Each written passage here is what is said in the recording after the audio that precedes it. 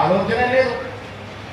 Pradesh Congress committee ఎప్పుడైనా ఒక రోజు అరే 42% ఇస్తూ బిల్లులు చేశారు తెలంగాణ ప్రభుత్వం.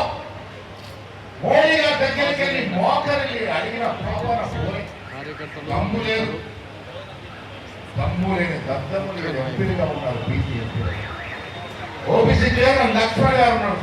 కాంగ్రెస్ కమిటీ అధ్యక్షుడు ఒక్క రోజన్నా పోయి మోడీ గారి దగ్గర మహేష్ కుమార్ గౌడ్ మాట్లాడారు. తెలంగాణ ప్రభుత్వం రానున్న రోజుల్లో తెలంగాణ రాష్ట్రానికి బీసీ వర్గానికి చెందిన వ్యక్తి ముఖ్యమంత్రి అవుతారని ఆయన అడుగుతా ఉన్నారు. మోడీ గారు స్పష్టం చేశారు.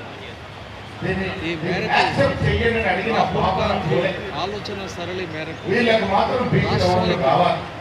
బీసీ నాయకత్వాన్ని శరణ్యమని పలు సందర్భాల్లో ఆయన ఉదహరించిన విషయాలు ఉన్నాయి.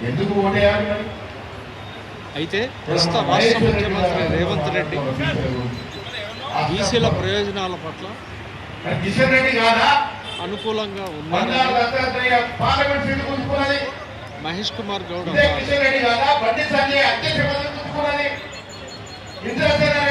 బీజేపీ